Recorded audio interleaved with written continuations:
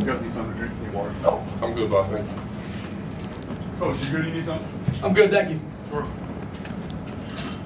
We have head coach George Helkovich III, Noah Batchelor, Ezra McKenna. Coach, want to open a statement? Yeah, just really proud of our team effort. That was a team win for us today in a tough game, a physical team. We knew VMI was going to be tough and physical, playing against their zone. You know, they make it ugly. They want to make it ugly and hard on you offensively. And what you got to do is you got to set a tone physically on the offensive end. And again, we got to the line 37 times in the game, 24 in the second half.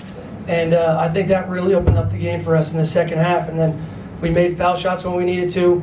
But really the biggest thing was these two guys right here.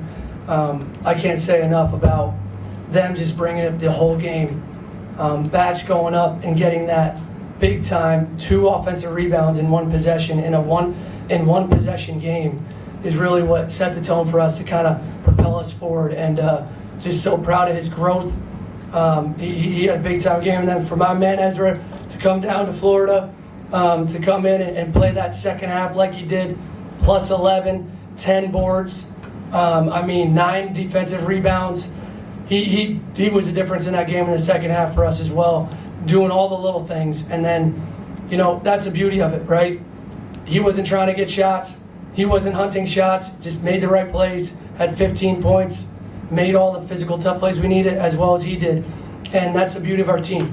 You know, other guys might score, but if these guys don't do all that, you know, we're not sitting here today on the right side of the column. So proud of them, and you know, thanks for all the Bulls fans for coming out today. It was awesome down here in Florida. Coach, last couple of games just seems like just different ways to win. What does that say about this year's team? Yeah, we knew that when we put this roster together, we knew we wanted versatility, and we have it. You know, we have Tim Obo who could set a tone physically inside for us. Then we could bring in Ezra, who is a pick and pop, but also is great inside as well, and gives us a different dimension at his position. Or Batch and Mikael Pocknet kind of being more of an inside threat off the bench, and Batch being a guy that could stretch people out.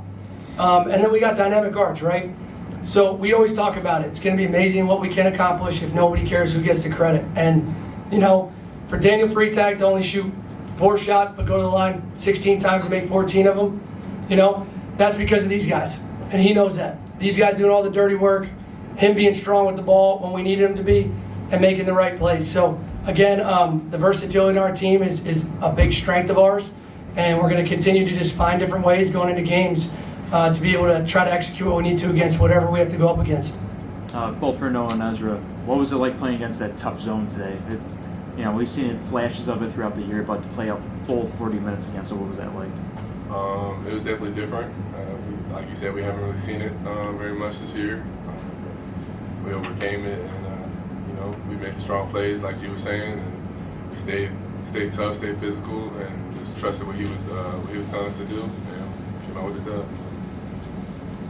Yeah, I think obviously it was not the normal defense that we usually face, but all the habits that we train every day prepare us to go against situations like that you know we're not used to. So I think that's credit to the coaching staff and everybody in the program.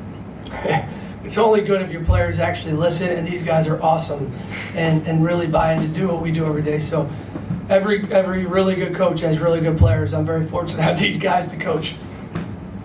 Coach, was there a second half adjustment? I mean, shot under 38%, but then came out over 50% in the second half. Is it just the pace of play at that point? No, I think against them, right, I think we realized we had multiple shooters out there in the second half, I think.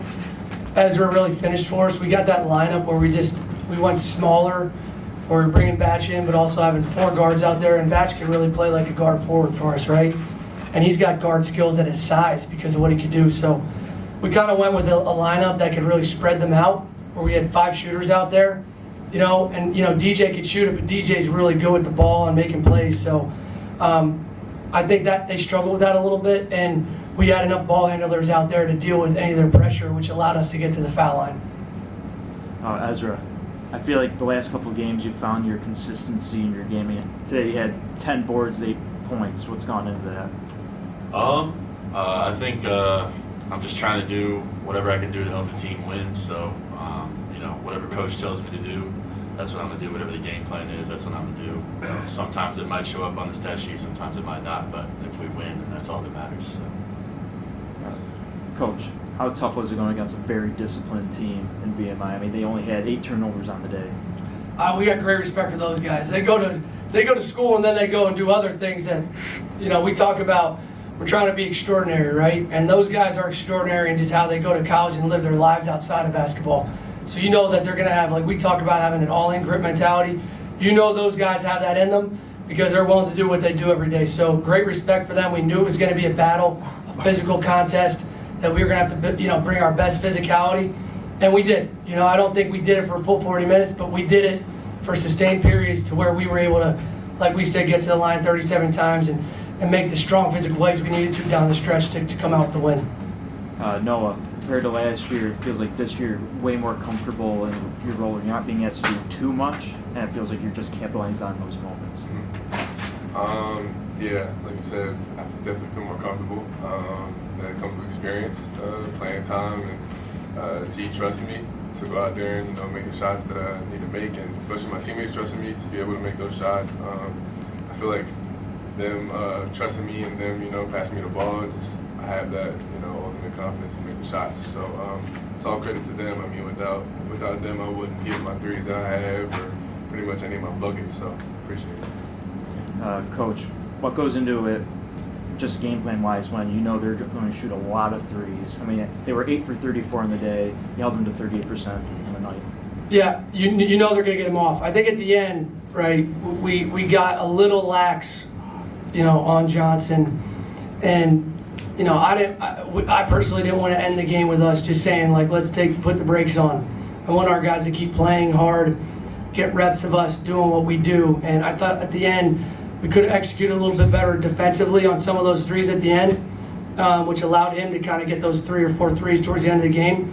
We'll learn from that, but it's great to be able to learn from a win, right? And you don't get that experience in practice like you do in a game. So a lot of threes. We knew that was going to happen. Our guys just battled and really communicated at a high level.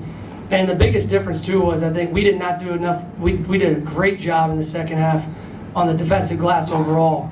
And he set a tone with that, right? And I think that was the difference, right? There was a couple times in the first half I thought we had stops, and then we didn't get the rebound or it fell out of our hands. And, we got to learn from those situations. But, against a team like that, you got to make it hard on them, contest shots, and then clean it up and try to limit them to one shot on that possession. So, and put pressure on them by not just settling for threes, which we did. What can you say about Ryan Sable? I mean, he knocked down 4 threes. Last couple of games, he's been a little inconsistent from deep. What can you say about his performance tonight? I mean, he's our captain. He's our leader. These guys know it. They embrace that. And him going out and playing 36, almost 37 minutes tonight, playing defensively the way he did, flying around, chasing guys. We've had him, and these guys know it. He's guarded Gunn versus the ball.